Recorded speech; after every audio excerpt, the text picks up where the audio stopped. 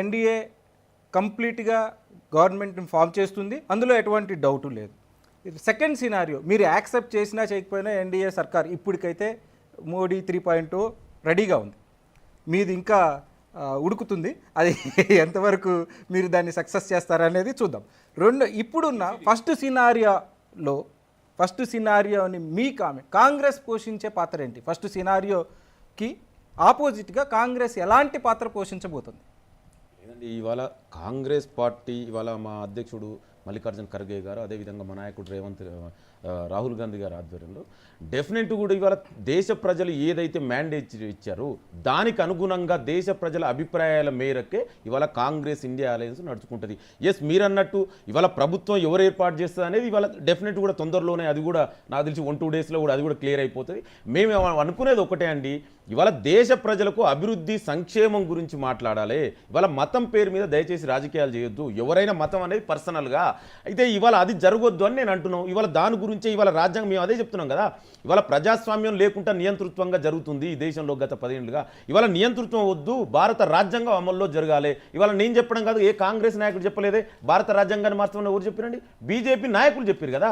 వాళ్ళు అందుకే ఇవాళ దేశ ప్రజలు తిరస్కరించారు. మాకు 400 సీట్లు ఇవ్వండి అంటే మెజార్టీ సీట్లు ఇస్తే మేము రాజ్యాంగాన్ని మారుస్తామని. రాజ్యాంగాన్ని అమెండ్మెంట్ చేసుకోవడం వేరు కానీ పూర్తిగా రాజ్యాంగాన్ని మార్చడం వేరు. అందుకే ఇవాళ దేశ ప్రజలు మీకు వ్యతిరేకంగా తీర్పిచ్చారు. ఇకనైనా మీరు దేశ ప్రజల అభిప్రాయాల మేరకు ఈ దేశ మూల సిద్ధాంతమైనటువంటి భిన్నత్వంలో ఏకత్వం ఈ దేశంలో మీరు చూడండి, భిన్న మతాలు, భిన్న కులాలు, భిన్న జాతులు, భిన్న ప్రాంతాలు, భిన్న భాషలు, భిన్న వేషలు, ఇవన్నిటిని కూడా కలుపుకొని పోయే విధంగా పరిపాలన జరగాలి. ఏ పొలిటికల్ పార్టీ అయినా కానీ. ఎందుకంటే ఈ దేశం యొక్క మూల సిద్ధాంతం అదే కదా, ఇండియన్ కాన్స్టిట్యూషన్ బేసిక్ స్ట్రక్చర్ కూడా అదే కదా. ఆ ప్రియాంబుల్ని రక్షించడం కోసం ఇవాళ కాంగ్రెస్ పార్టీ మా నాయకుడు రాహుల్ గాంధీ గారు కన్యాకుమారి నుంచి కాశ్మీర్ వరకు, అదేవిధంగా మణిపూర్ నుంచి ఇవాళ ముంబై వరకు పాదయాత్ర చేసింది. ఇవాళ దేశ ప్రజల సమస్యలు, వాళ్ళు ఏ బాధపడుతున్నారు, వాళ్ళ యొక్క ఉద్యోగాలేంది, నిరుద్యోగుల గురించి ఏంది, దళితులు, మహిళలు, గిరిజనులు, ఆదివాసీలు, ఓబీసీలు, వెనకబడిన వీళ్ళందరి గురించి కూడా మాట్లాడి, యువత గురించి కలుపుకొని, రైతుల గురించి ప్రత్యేకంగా వాళ్ళు పడుతున్న అవస్థలు ఏ విధంగా రేపు ప్రభుత్వంలో వస్తే వాళ్ళ సమస్యలు తీర్చాలి, దాని గురించే నిరంతరం పోరాడతాం. ఇవాళ దేశ ప్రజలు ఇచ్చినటువంటి మ్యాండేట్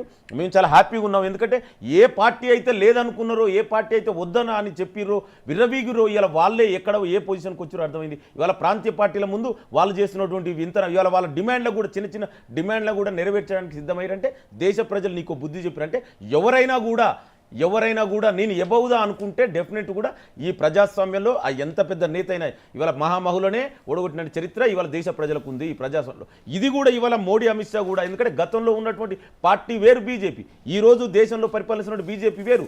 వాళ్ళు ఎంతసేపు నేను చెప్పిందే వేదం అంటే నేను ఏది చేస్తే అదే జరగాలనుకున్నటువంటి పార్టీలో ఇవాళ ఉన్నది. అందుకే ఇవాళ దేశ ప్రజల నిర్ణయాలకు అనుగుణంగా మీరు పనిచేయండి. డెఫినెట్ కూడా ఇవాళ కాంగ్రెస్ పార్టీ, ఇండియా అలయన్సెస్ కూడా మేము వెయిట్ చేస్తాం. మాకైతే నమ్మకం ఉంది, విశ్వాసం ఉంది. ఎందుకంటే బీజేపీని నమ్మే పరిస్థితిలో ఈ నాయకులు ఇవాళ ఏదైతే ప్రాంతీయ పార్టీల్లో వాళ్ళకు లేదు. ఎందుకంటే ఎప్పుడైనా వాళ్ళకి త్రెట్టే, ఏ రోజైనా చంద్రబాబు నాయుడిని, టీడీపీని చీల్చేసి నిట్టనీలోనో ఇంకొక చంద్రబాబు నాయుడును ఇంకొక షిండోను ఎగదోసే పరిస్థితి ఉంది. కాబట్టి వాళ్ళే నిర్ణయం తీసుకుంటారు. ఒకవేళ దేశ ప్రజలు ఇవాళ మాకు వచ్చిన సీట్లకైతే డెఫినెట్ కూడా మేము హ్యాపీగా ఉన్నాం. ఇవాళ తెలంగాణ కూడా మేము వచ్చిన 100 రోజుల్లో 6 గ్యారెంటీలు 5 గ్యారెంటీలు అమలు చేసినాం. ఇవాళ 2.5 నెలల నుంచి మోడల్ కోడ్ ఆఫ్ కండక్ట్ ఉంది. కొన్ని చేయలేకపోయినాం. అయినా కూడా మాకు గత 2019లో మాకు 3 సీట్లు ఉండే పార్లమెంట్లో, ఇవాళ మాకు 8 సీట్లు ఇచ్చారు. డెఫినెట్ కూడా ఇంకా మేము మెరుగుపడవలసి ఉండే ఒక 1-2 సీట్స్. అయితే కొన్ని బీఆర్ఎస్, నేను అన్నట్టు బీఆర్ఎస్ బీజేపీకి ఓట్ ట్రాన్స్ఫర్ చేయడం వల్ల కొన్ని సీట్లు తగినాయి. ఇవాళ మహబూబ్ నగర్ చూడండి, చాలా తక్కువ మెజార్టీతో మేము ఓడిపోయినాం, హార్డ్లీగా 3000 ఓట్లు. అంటే నేనేమంటున్నా, డెఫినెట్ కూడా ఇవాళ ప్రజాభిప్రాయం మేరకే ఏ పొలిటికల్ పార్టీ అయినా, ఏ ప్రభుత్వం అయినా నడుచుకోవాల్సిన అవసరం ఉందని ఇవాళ ఆ నాయకులు కూడా, ఇవాళ బీజేపీ నాయకులే ఇవాళ ఇంత దాకా వచ్చారంటే, గతంలో కనీసం మోడీ, అమిత్ షా ఎవరన్నా ఏ ప్రాంతీయ పార్టీ నాయకుని పిలిచి మాట్లాడండి. ఇవాళ మాట్లాడుతున్నారంటే అది ప్రజల గొప్పతనం, ప్రజాస్వామ్య గొప్పతనం అని. దాన్ని గుర్తెరిగి ఏ నాయకుడైనా కూడా ఇవాళ ప్రజలు మ్యాండేట్ ఇచ్చారు, చూద్దాం 1-2 డేస్లో డెఫినెట్ కూడా ఇవాళ మాకు అవకాశం వస్తే డెఫినెట్ కూడా మేమేనే కాదు, కాంగ్రెస్ ఇండియా అలయన్స్ ఎవరైనా కానీ ఏదైనా జరగవచ్చు. ఎందుకంటే ప్రజాస్వామ్యంలో ప్రైమ్ మినిస్టర్ అనేది ఇది పార్లమెంటరీ ప్రజాస్వామ్యం, ఇది ప్రెసిడెన్షియల్ ఫార్మ్ ఆఫ్ గవర్నమెంట్ కాదు, ముందే ప్రకటించడానికి. అందుకే ఇవాళ ఎలక్షన్ అయిపోయింది, ఇవాళ నిర్ణయం తీసుకుంటాం. రేపు మళ్ళీ మా పార్టీ మీటింగ్ ఉంది ఇండియా అలయన్స్, ఎవరైతారు, ఎట్లయితారు, ఏ విధంగా గవర్నమెంట్ ఫామ్ చేయాలని నిర్ణయం జరుగుతుంది. అయితే ఇలా ఈ మళ్ళొకసారి మీ వేదిక ప్రాంతీయ పార్టీ నాయకులను దయచేసి మీరు ఆలోచించి నిర్ణయం తీసుకోవాలి. ఎందుకంటే మీరు కనుక తప్పు కనుక నిర్ణయం తీసుకుంటే ఇవాళ దేశం ప్రమాదంలో పడుతుంది, ప్రజాస్వామ్యం ప్రమాదంలో ఉంది, భారత రాజ్యాంగం కూడా ప్రమాదంలో ఉంది. అందుకే ఆలోచించి నిర్ణయం తీసుకోవాలని ఇవాళ మళ్ళొకసారి మీ ఈ టీవీ ద్వారా చంద్రబాబు నాయుడు గారికి, నితీష్ కుమార్కి మళ్ళొకసారి నేను అపీల్ చేస్తున్నా సిన్సియర్గా. ఎందుకంటే మీరు ఆంధ్రప్రదేశ్ కూడా మీరు అనుకున్న ప్యాకేజీలు రావాలన్నా, డెవలప్మెంట్ రావాలన్నా ఇవాళ కాంగ్రెస్ ఇండియా అలయన్స్, ఎందుకంటే ఆ రోజు విభజన చట్టంలో హామీలు పెట్టింది కాంగ్రెస్ అండి. ఆంధ్రప్రదేశ్ కూడా తెలంగాణతో పాటు అక్కడ కూడా డెవలప్ జరగాలి, దేశ ప్రజలు అన్ని ప్రాంతాలు సమానంగా చూసే పార్టీ ఇవాళ కాంగ్రెస్ పార్టీ. అందుకే వాళ్ళు కూడా ఆలోచించి ఒక విజ్ఞతతో డిసిషన్ తీసుకోవాలని నేను వాళ్ళకు కూడా విజ్ఞప్తి చేస్తున్నాను. ఈ సినారియోలో ఖచ్చితంగా ఎన్డీఏ సర్కార్ మోడీ 3.0 మీరు అన్నట్టు వస్తుందని మనకి స్పష్టంగా అర్థమవుతుంది. అయితే 2 రోజుల్లో ఏదైనా జరగచ్చు, రాజకీయాల్లో ఏదైనా జరగచ్చు, అది వేరే విషయం. ఇప్పుడు ఉన్న సినారియాలో పాలసీ మేకింగ్ గురించి మాట్లాడుకుందాం. ఒకటి, ఈ పాలసీ మేకింగ్లో అనేక డిఫరెన్స్ ఆఫ్ ఒపీనియన్స్ వచ్చే అవకాశం ఉంది. ఎందుకంటే మనం ప్రీపోల్ ఎలియన్స్లోనే మీరు చెప్పిన మాటలకి, చంద్రబాబు నాయుడు చెప్పిన మాటలకి వేరియేషన్ ఆంధ్రప్రదేశ్లో కనిపించింది. మీ మేనిఫెస్టో విడుదల, వాళ్ళ మేనిఫెస్టో విడుదలకి బీజేపీ హాజరు కాలేదు. రెండవది, మీరు ముస్లిం రిజర్వేషన్లు ఉండకూడదు అంటే నేను ముస్లిం రిజర్వేషన్స్ ఇస్తాను అనే అష్యూరెన్స్ ఆయన అక్కడ ఆంధ్ర రాష్ట్ర ప్రజలకి ఇచ్చారు. ఈ పరిస్థితుల్లో ఈ policy making differences of opinions కూడా ఈ సంకీర్ణ ప్రభుత్వానికి సంక్లిష్టంగా మారే అవకాశం ఉంది. దాన్ని ఎలా మోడీ హ్యాండిల్ చేస్తారని మీరు అనుకుంటున్నారు? అయితే డెఫినెట్లీగా కొన్ని పాలసీస్ విషయంలో, డేర్ స్టెప్స్ విషయంలో కొన్ని సందర్భాల్లో అటు ఇటు కావచ్చు. కానీ ఈ దేశంలోని ప్రజలు, ఈ దేశం యొక్క భద్రత అయితే కొన్ని నాన్ కాంప్రమైజ్డ్ ఏదైతే విషయాలు ఉంటాయో వాటిలో 100% మా అలయన్స్ పార్ట్నర్స్ అందరూ కలిసి వస్తారని నమ్మకం ఉంది.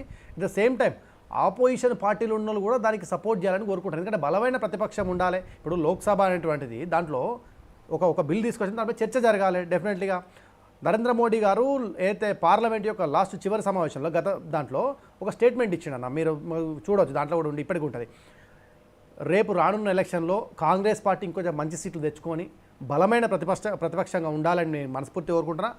మేమేమైనా తప్పులు చేస్తే మీరు ప్రశ్నించండి. ఒక నిర్మాణాత్మకమైనటువంటి మార్పుల్లో డెఫినెట్గా ఈ దేశాన్ని ముందుకు తీసుకెళ్లడంలో మీ భాగస్వామ్యం కావాలని చెప్పేసి ఆయన చివరి స్పీచ్లో మాట్లాడడం జరిగింది. సో నాకు తెలిసి రాహుల్ గాంధీ దాని నుంచి ఇన్స్పిరేషన్ తీసుకునేమో, అందుకే కొంచెం ఒక బలమైన ప్రతిపక్షంగా తయారు కావడానికి ప్రయత్నం చేసిండు. సో చర్చ జరుగుతుంది, ఏ పాలసీ తీసుకున్నా ఆ నిర్ణయంలో అనేక మంది యొక్క భాగస్వామ్యం ఉంటుంది. సో దాంట్లో డిఫరెన్స్ ఆఫ్ ఒపీనియన్స్ వచ్చినప్పుడు అల్టిమేట్గా ఒక ఒపీనియన్ ఒకటైతే ఫిక్స్ అవుతుంది. సో దాంట్లో చిన్న లోటుపాట్లు ఎదురైనప్పటికీ కూడా మేము తీసుకోవాల్సినటువంటిది బీజేపీకి ఒక ఎజెండా ఫిక్స్ చేసి పెట్టుకుంది ఆల్రెడీ. ఆ ఎజెండాకు అనుకూలంగా డెఫినెట్గా పనిచేస్తుంది. ఒకటి. రెండోది, నేనేమంటున్నా, కాంగ్రెస్ పార్టీ గతంలో ఇప్పుడు మాట్లాడుతుంది కదా, మీరు ఏదైతే బీసీ సెన్సస్ కావచ్చు, కాస్ట్ సెన్సస్ వీటన్నిటి మాట్లాడుతుంది కదా. కాంగ్రెస్ పార్టీ అధికారంలో ఉన్ననాడు చేసింది ఏం లేదన్న ఈ దేశానికి. అప్పుడు కూడా ఈ దేశంలో అన్ని రకాల కులాలు ఉన్నాయి, అన్ని రకాల 10 సంవత్సరాలుగా మహిళా వీళ్ళు ఎట్లుంటుంది అంటే బయటికి వస్తారు, ప్రభుత్వం ఉన్నప్పుడు వాళ్ళు పనిచేయరు, బయటకు వచ్చేయమంటారు అంటే ఇగో మహిళా బిల్లు తీసుకురావాలి అని చెప్పేసి అంటారు. మహిళా బిల్లు తీసుకొచ్చింది భారతీయ జనతా పార్టీ. నువ్వు అంతకుముందు ఉన్నావు కానీ నీ ప్రభుత్వంలో ఈ శ్రీమతి ఇందిరాగాంధీ గారు ఉండే కదా, మరి ఎందుకు ఒక మహిళా ప్రధానమంత్రి ఉన్నప్పుడే మహిళలకు న్యాయం చేయలేదు? ఇక మీరు న్యాయం చేస్తారంటే ప్రజలందరికీ తెలిసిపోతుంది. ఈ దేశంలో ప్రతి